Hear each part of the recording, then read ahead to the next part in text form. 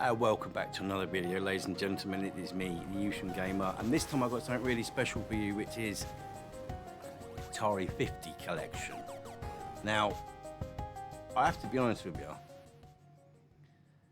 This is definitely something special. I mean, in terms of compilations, if you take the Sega ones and the Capcom collections, etc., etc., this is just the new gold standard of gaming collections. So have a look through this.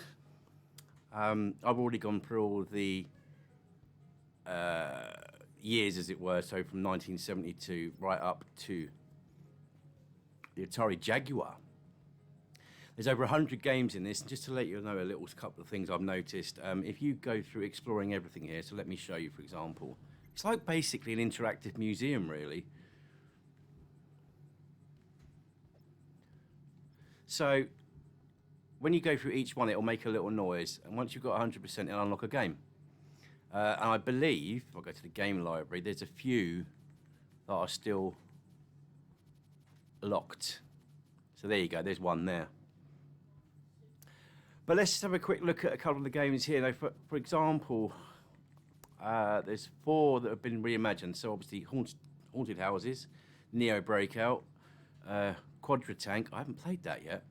Then we've got Vector Sector and Yar's Revenge. So we're going to have a quick go on Vector Sector. So let's carry on.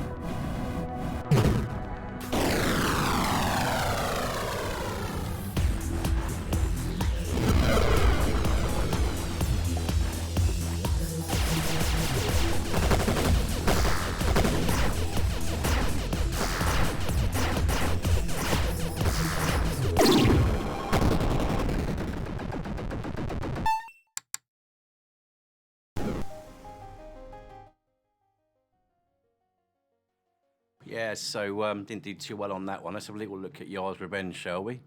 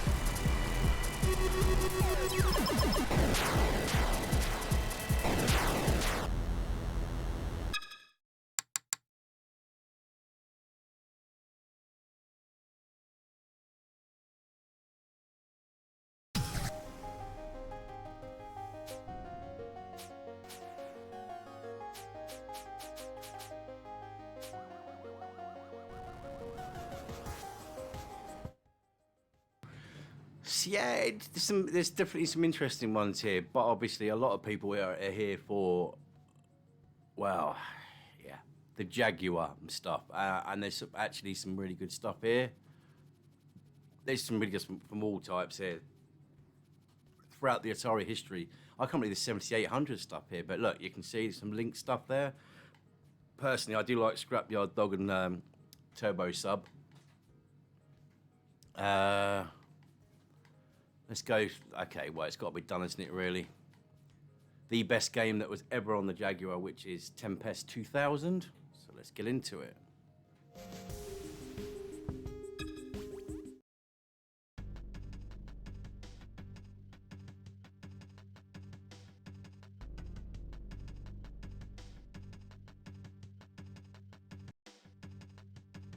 Excellent. Excellent.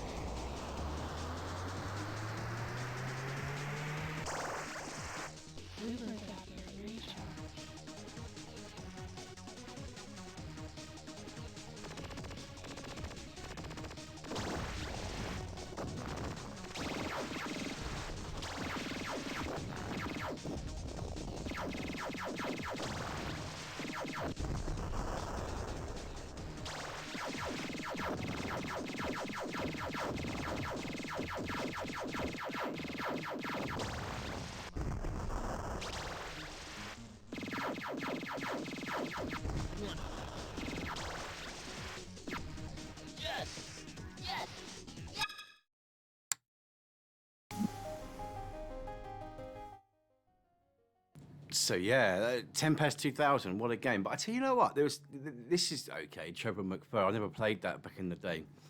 But, and Fight for Life is a little bit like Virtua Fighter. Obviously the classic Cybermorph is here. And I'd never heard of this. So, you know, let's give this a quick go, shall we?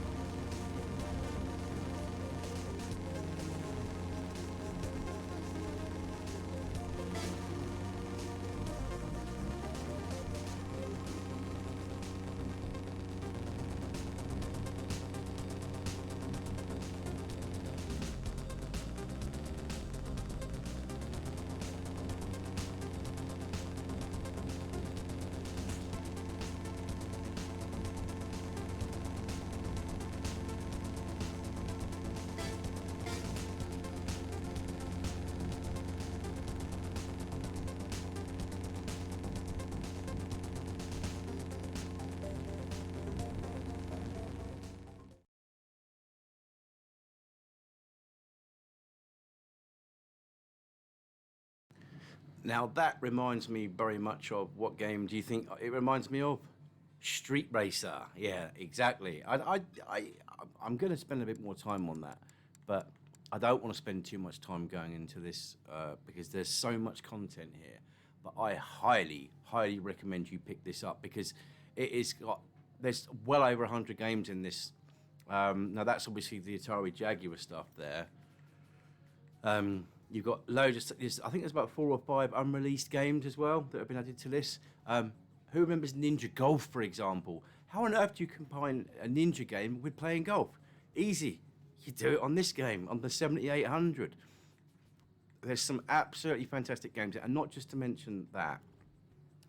For example, let's have a look here. So it's got the original Computer Space on here, but they've also got some videos. Now, if I can find one, just as an example, and this should help you out a little bit. There's some funny videos actually on here. It might actually been this on the birth of the console, at least anyway. You can play games as well straight from, obviously, through these menus as well, which is fantastic. Some good pictures here of people, and there's some interesting interviews as well, like this.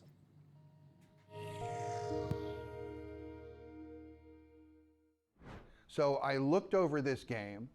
It was Star Castle. I played it a bunch. I thought about it on the VCS. I looked it over and I realized, holy crap, this is going to suck. This is going to absolutely suck. And I could not afford to have my first project suck.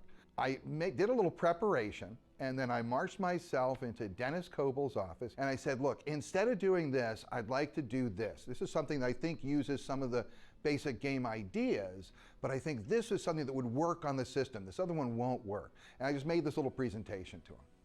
And to his credit, he said, okay, you know what, go for it. The first thing I put up on the screen was an animated character. Most people use a block because they want to start working out their game mechanics and stuff like that. I put up an animation. That was the first thing I put up on a screen. And people would go by and they go, wow, that looks cool. What does it do? I'd be like, nothing. You know, that's what it does. There it is. I said, I'm still working on it. Don't worry. It's like, and then it got to the point where it was time to actually play it and have some of this stuff. So I had achieved my goal of trying to make something interesting, and it sucked as a game. And I was exactly caught in the place I didn't want to be. So what I did was I started taking feedback, which was extremely painful. To hear people telling me how much my game sucked. The only thing that really made it tolerable was that I wasn't so self-deluded at that point that I didn't realize it sucked also. Until I worked out making some of the changes and getting it through, I was in very bad shape. And I was feeling some very negative feedback from some other people, and I was feeling, you know, I'm usually the person who's hardest on myself. And that was a tough time for me. And I had to get through that before I could hear what people were saying and start to work on it. And I had to release myself from, but I have to have this, but I have to have this. You know, as a therapist, I always catch people when they say I have to. I always love, people say, you know, I have to, but I have to do this.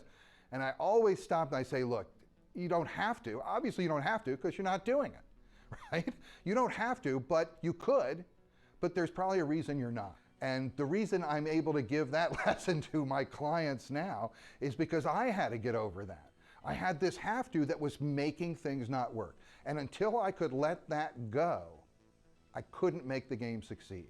And when I did, it forced me to think in new ways, to think outside the box, and to go come up with some other left field solution. And when I made those changes, then suddenly yours was really good.